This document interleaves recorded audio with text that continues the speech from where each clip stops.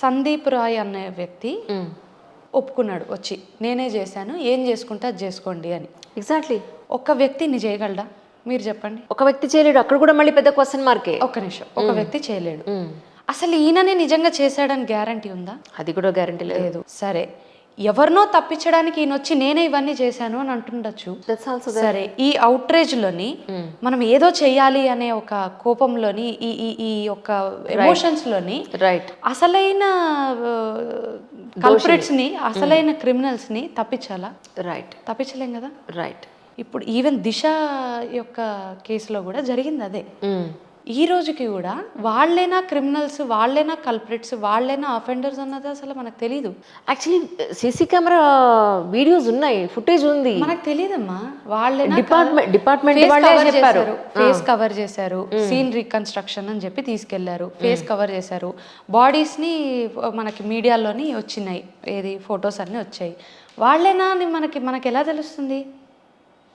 ఎన్నో జరుగుతాయి ఇలాంటి. మరి నిజానికి చట్టంలో ఇప్పుడు నిజంగానే ఇప్పుడు నేనే ఉన్నాను, ఈ రాబరీయో దొంగతనమో ఏదో చేసా, ఒక పనికి మాలిన పని చేశాను, వాళ్ళ దగ్గర ఫుటేజ్ ఉంది, ఇదిగో ఈ అమ్మాయి ఇది చేసింది అందుకని మేము ఇది చేసాము అని మనం వీడియో రిలీజ్ చేయడానికి అసలు చట్టంలో పర్మిషనే లేదా? అర్థం కాలేదు నాకు. ఇప్పుడు నేనున్నాను, ఇప్పుడు నేను ఈ ఆఫీస్లో ఏదో దొంగతనం చేశాను, సీసీ కెమెరాలో పట్టుబడ్డాను, డిపార్ట్మెంట్ వాళ్ళు అరెస్ట్ చేయడానికి వచ్చినప్పుడు ఇదిగో ఈ అమ్మాయి ఈ తప్పు చేసింది, ఇదిగో ప్రూఫ్, ఇదిగో దిశ కేసులో కూడా ఎవరైనా కూడా దిశ కేసులో కూడా ఆ అమ్మాయిని లారీలో లాక్కెళ్ళడం, సగం బాడీని కాల్చడం, ఇదంతా కూడా సీసీ కెమెరా ఫుటేజ్ లో చాలా వరకు దొరికింది అని అన్నారు. ఎక్కడా కూడా దాన్ని బయటికి తీసుకురాలేదు. అంటే చట్ట ప్రకారం అలాంటి వీడియోలు బయటికి రాకూడదు. ఇస్ ఇట్ ట్రూ రాకూడదు. విక్టిమ్ యొక్క పేరు రాకూడదు, విక్టిమ్కి యొక్క ఇన్ఫర్మేషన్, అడ్రస్ కానివ్వండి, ఇవన్నీ రాకూడదు. అన్నిటికంటే గురించి మాట్లాడలేదు. చెప్తాను. విక్టిమే కాదు, ఎవరైతే కమిట్ చేసిన, అఫెన్స్ చేసినటువంటి వ్యక్తి యొక్క మీడియాలో కూడా వారి ఫేస్ని రివీల్ చేయడం తప్పండి. ఎందుకంటే క్రిమినల్ జూరిస్ప్రుడెన్స్లోని కొన్ని స్టెప్స్ ఉంటాయి. టెస్ట్ ఐడెంటిఫికేషన్ పరేడ్ అని, లేకపోతే కొన్ని ఉంటాయి. ఏంటంటే టెస్ట్ ఐడెంటిఫికేషన్ పరేడ్ అంటే ఏంటంటే అక్యూజ్ లాగానే కనిపించే కొంతమంది వ్యక్తుల్ని నిలబెడతారు విక్టిమ్ గుర్తుపట్టడానికి. కొన్ని కేసెస్లో మీడియాలోని ఇంత సర్క్యులేట్ అయితే నేను పదే మీ ముఖమే చూస్తూ ఉన్నాను అనుకోండి, మీలాంటి వారిని ఇంకొక నలుగురిని పెట్టారనుకోండి, నేను గుర్తుపట్టలేను. రైట్. ఆ క్షణం ఆ ఇదిలో ఉన్న మూమెంట్లోని ఐ కెనాట్ ఐడెంటిఫై. అలా చాలా రీజన్స్ ఉంటాయి. రైట్. ఇంకొకటి ఏంటి, ఒక వ్యక్తి గిల్టీ అని ప్రూవ్ అవ్వనంత వరకు ఆ వ్యక్తి తప్పు చేశాడని మనం చెప్పలేము. ఇలాంటి చాలా రీజన్స్ ఉన్నాయి క్రిమినల్ జూరిస్ప్రుడెన్స్లో, చాలా. ఇప్పుడు మీ అడ్వకేట్లు, జడ్జిలు ఇంత చెప్తున్నారు. లాస్ట్ టైము ఒక కాలేజ్లో ఒక అతన్ని అమ్మాయినిదో మర్డర్ చేశాడని చెప్పని అరెస్ట్ చేశారు, నాకు పేరు గుర్తులేదు, సమ్ బాబు. చచ్చేలా కుట్టారు, 10 ఏళ్ళు ఉన్నాడు జైల్లో. 10 ఏళ్ల తర్వాత తెలిసింది ఏంటంటే అతనికి ఆ మర్డర్కి అసలు సంబంధమే లేదు, కాలేజ్ మేనేజ్మెంట్ చేసింది ఇదంతా అని చెప్పని. పేరు గుర్తురాట్లే నాకు, చాలా ఏళ్ళు అయిపోయింది.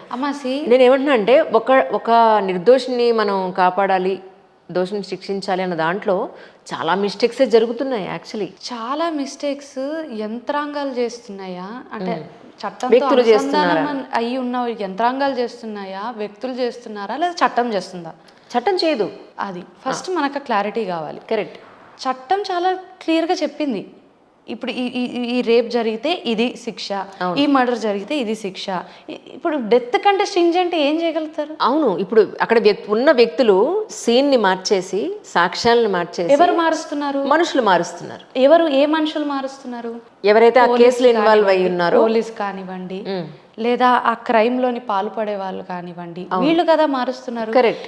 ఎంత భయంకరమైన క్రైమ్ జరిగినా ఎఫ్ఐఆర్ లో కరెక్ట్ సెక్షన్స్ లేకపోతే ఎఫ్ఐఆర్ కానివ్వండి, ఛార్జ్ షీట్ కానివ్వండి, క్వాష్ అయిపోతుంది. అవును. లా కరెక్ట్ గా లేకపోతే ఇట్ విల్ బి క్వాష్డ్. అంటే ఎవరికి అవగాహన కావాలి, ఈ సెక్షన్ని ఇలాగ నమోదు చేయాలి, ఇది ఈ పలానాది జరిగితే ఈ సెక్షన్ కింద పడుతుంది అని ప్రజలకి అవగాహన ఉండాలి.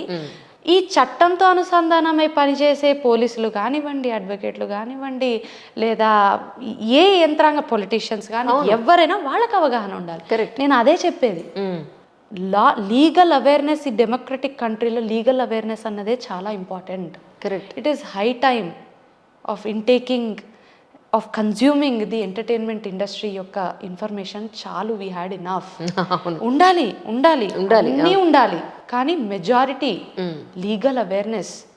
ఒక క్రైమ్ జరిగాక వచ్చేసి చట్టాలు ఏం చేస్తున్నాయి, ఏంటి ఇదంతా, ఎవరు మాకు రక్షణ లేదు కాదు మాట్లాడడం.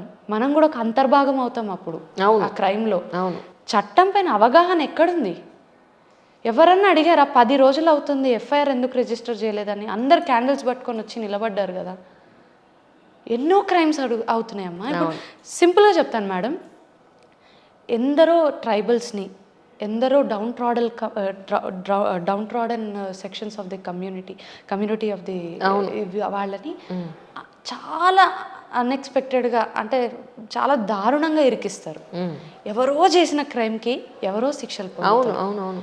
చాలా ఉన్నాయి సిస్టంలో లోపాలు. అవన్నీ ఎవరు తీయాలి? సుప్రీంకోర్టు ప్రతి పోలీస్ స్టేషన్కి వెళ్ళి చూడలేదు కదా. ప్రతి మనిషి వెనక ఇప్పుడు మీరు ఉన్నారు, నేనున్నాను, మనలా చాలా మంది ఉన్నారు. ప్రతి వాళ్ళతో పోలీసు వాళ్ళు తిరగలేరు కదా, ప్రతి వాళ్ళకి రక్షణ ఇవ్వలేరు కదా. ఎవరు చేయాలి ఇది? ఏ వ్యక్తికి ఆ వ్యక్తికి ఒక ధర్మబద్ధమైన జీవితాన్ని జీవించాలి, ఒక నైతిక విలువలతో జీవించాలనేటటువంటి ఒక సెల్ఫ్ కంట్రోల్ ఉండాలి.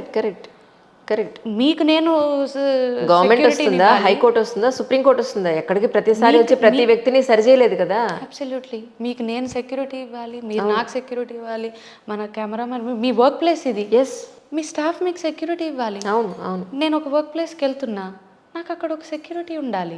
నేను నా ఇంట్లో ఉంటున్నా, నా ఫ్యామిలీ నాకు సెక్యూరిటీ ఇవ్వాలి. నా సొసైటీ, నా సరౌండింగ్స్ ఎవరు ఇవ్వాలి సెక్యూరిటీ? ప్రతి ఒక్కరితో పోలీసు వాళ్ళు ఉంటే ఇంకా అయ్యేది కాదు. సొసైటీలోనే మార్పు రావాలి.